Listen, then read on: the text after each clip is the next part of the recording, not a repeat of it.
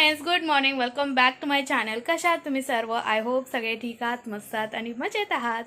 नेहमीप्रमाणे मी आपला vlog start केलेला आहे. मला वाटतं 12 वाजलेत आत्ता, नाही 12:30 झालेले आहेत आणि मी आत्ता व्लॉग स्टार्ट केलेला आहे.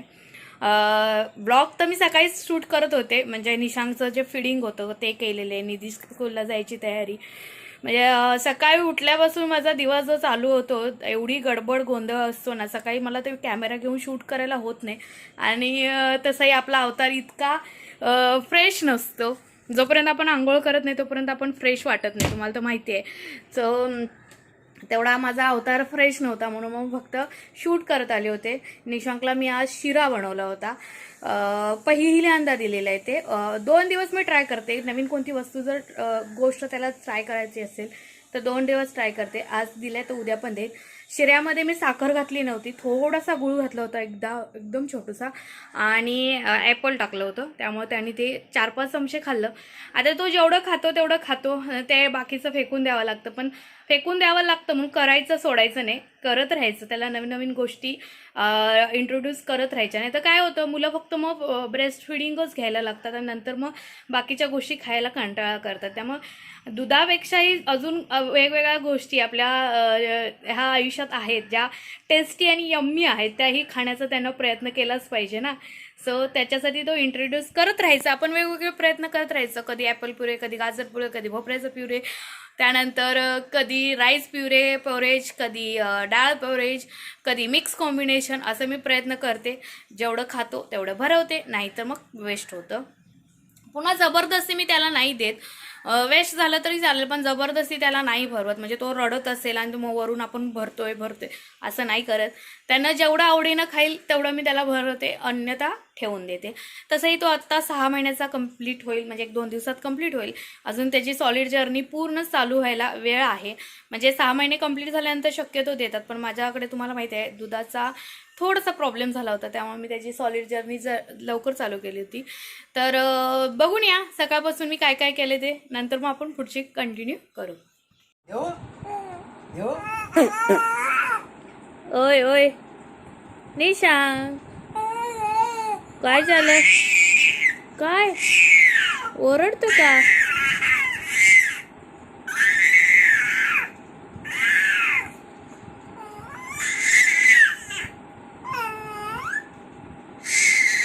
अरे बास, आवाज बसेल. निशांक बस झालं. ए stop stop stop. No no stop stop. चोप चोप. परत आवाज वाढवतोय आणि परत आवाज. फटके देऊ फटके. बघितलास हात, बघितलास?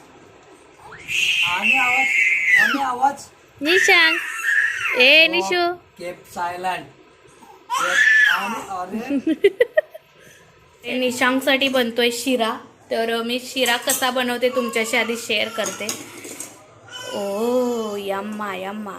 मी इथे 1 चमचाभर रवा टाकला होता पाण्यामध्ये आणि त्यामध्येच मी ॲपल टाकलेत.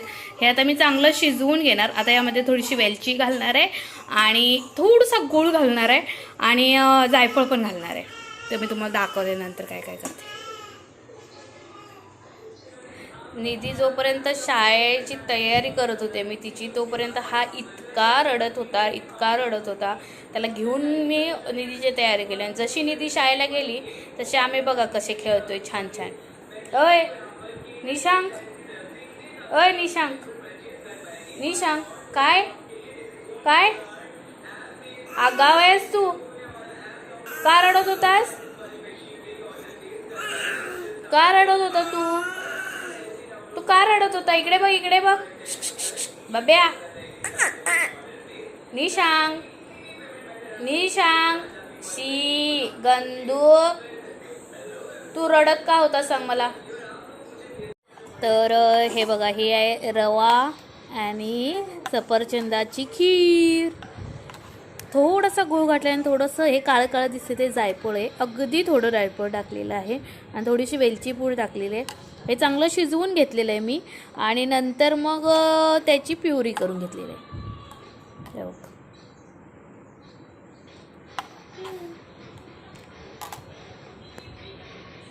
निशांगने एक 5 चमचे खाल्ला असेल आणि हा बघा आमचा शिरा इथे असाच आहे, फक्त 5 चमचे खाल्लेत पण तेवढं ओके आहे. तो आता 6 मंथ कंप्लीट होईल त्यामुळे त्याच्या एजप्रमाणे ओके आहे. तर मी हा बनवला होता रवा. आता तुम्ही म्हणाले आता रवा दिसत नाही, तर मी हे बनवल्यानंतर मिक्सरला फिरवून घेतलेलं आहे आणि मग हे प्युरी फॉर्ममध्ये केलेलं आहे. ॲपल आणि रवा घातला होता 1 चमचावर, चांगलं शिजवून घेतलं. त्यामध्ये थोडंसं एवढूसा असा गूळ घातला होता आणि वेलची टाकली होती, थोडीशी वेलची पूड आणि थोडंसं जायफळ घातलं. हां, आणि एवढं टेस्टी झालं ना यम्मी. यामध्ये थोडंसं तूप घालायला पाहिजे होतं पण मी विसरले तूप घालायला. पण निशांकने हे आवडीनं खाल्लेलं आहे. 4-5 चमचे ते खाल्लेत. ॲक्च्युली त्याचं ऑलरेडी पोट भरलं होतं ना, त्यामुळं तो जेवढं खाल्लं तेवढं माझ्यासाठी ओके आहे ना निशो? आहे ना? तुला आवडला शिरा? शिरा आवडला तुला? कसा होता शिरा? यम्मी यम्मी, शिरा यम्मी असतं ना? हो. 12:30 झालेत. निशांकची आंघोळ झाली आणि तो झोपलेला आहे. सकाळपासून मी अंथरूण काढलं नव्हतं कारण तो सकाळी लवकर उठला होता, त्यामुळे मला माहीत होतं की हा झोपणार आहे परत. त्यामुळे मी त्याला आंघोळ घातली कारण त्यांनी सॉलिड घेतल्यानंतर तो शी केली त्यांनी, त्यामुळे त्याला मी लगेचच आंघोळ घातली आणि आता त्याला छान असं झोपवले. उठलास तू? का उठलास? का उठला लवकर? हाय फ्रेंड्स, तर निशांक झोपला होता म्हणून मी फक्त आंघोळ करून आले आणि बादल्या वगैरे जरा घासायच्या होत्या त्या घासल्या आणि आंघोळ केली. तेवढ्यात हा उठून बसलेला आहे. आता दिवसभरात जे काय होते तुमच्याशी शेअर करते. काल निशांकला इतकं समजायला लागले कारण त्यांनी 6वा महिना कंप्लीट करत आले. तर 6व्या महिन्याच्या मुलांचा जो माइलस्टोन असतो की आईबाबांना बघून आनंद व्यक्त करणं, रडणं, म्हणजे ते बाजूला गेले की रडणं, दिसेनासे झालं तर घाबरणं, हे जे त्याचे माइलस्टोन आहेत त्यांनी ते कंप्लीट केलेले आहेत. त्याच्या जवळ मी आले ना असा हातपाय हलवतो की जसं काय त्याला काहीतरी अंगात संचारल्यासारखं करतो आणि हे त्याच्यापासून दूर गेलं की तो रडायला चालू करतं. हे प्रत्येक मुलाचे माइलस्टोन असतात, त्यांना आई बाबा समजतात, त्यामुळे ते त्या त्या वयात ती क्रिया करत असतात. आम्ही शिरा खाल्ल्यानंतर शिशी केली होती आणि आईने आंघोळ घातल्यावर आम्ही थोडा वेळ झोपलो होतो. ना बाबा? ना बाबा? माझ्या बाबा येतो. तर आता दिवस आमचा असाच चालू असतो. ह्याला घेऊन हॉलमधून बेडरूम, बेडरूममधून हॉल, हॉलमधून बेडरूम, बेडरूममध्ये हॉल, अशा आम्ही फिरत असतो. आहे ना बाब्या? तर मला जेवायचं आहे, भूक लागलेली आहे, पण आता हा कधी जेवायला देईल माहीत नाही. गालावरती गाजळ लागलं. आपण कितीही चांगले कपडे घालायचे म्हटले तर ह्यांच्या आंघोळीची मालिश करताना तेल लागतं, त्याचा स्मेल येतो. हे असं त्यांनी काय खाताना भरवताना ते अंगावर पडतं, त्याचा स्मेल येतो. आणि मग चांगले चांगले कपडे घालायला मन होत नाही कारण मग डाग पडले तर ते जात पण नाहीत. त्यामुळे थोडं निशू निशू निशू निशू होय. कोण आहे? कोण आहे? बाबुली, म्हणजे बाबुली आहे तो, बाबुली. चला ह्याला जरा इथे खाली पाडते, टीव्ही लावून देते, म्हणजे हा खेळेल आणि मी जेवून घेईन. ओके.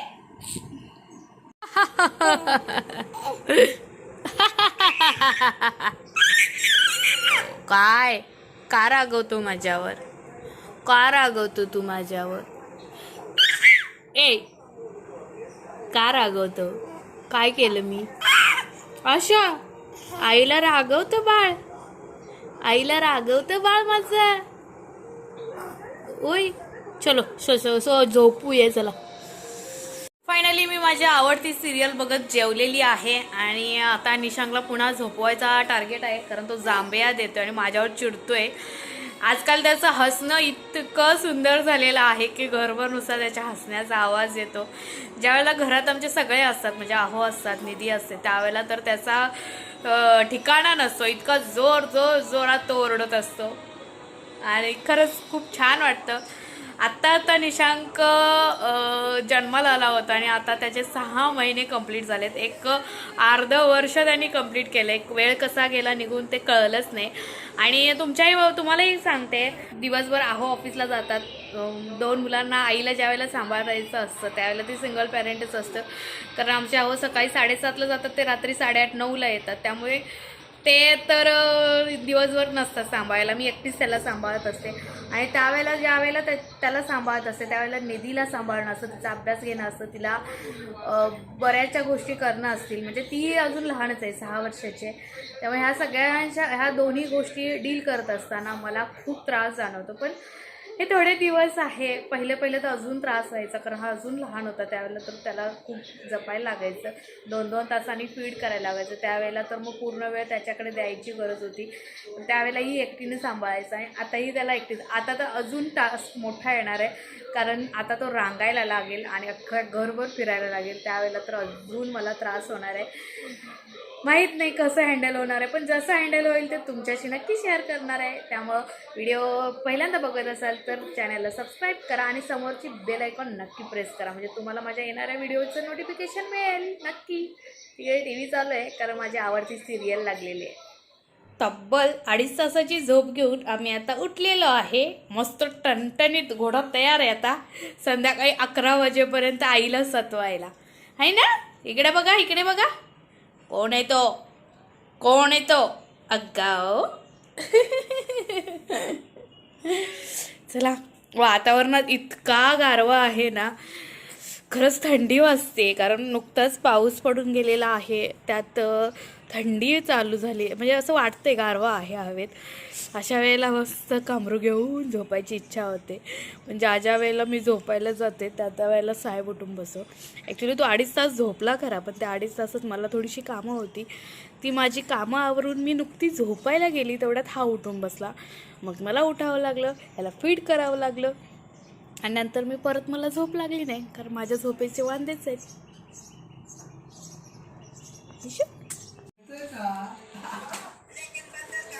आवाज कमी करू.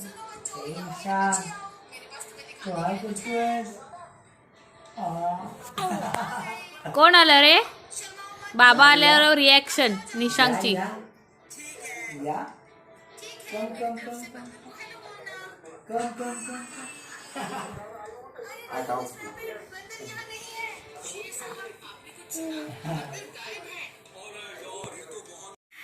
तर हाय फ्रेंड्स, व्हिडिओ एडिट करत असताना लक्षात आलं की व्हिडिओ एंड नाही केला. सो म्हटलं चला व्हिडिओ एंड करूया. तुम्हाला माझा आजचा व्हिडिओ कसा वाटला मला कमेंट करून सांगा. व्हिडिओ आवडला असेल तर प्लीज लाईक करा, शेअर करा. आणि माझ्या चॅनलवरती नवीन असाल, अजून चॅनलला सबस्क्राईब केलं नसेल तर प्लीज सबस्क्राईब करा.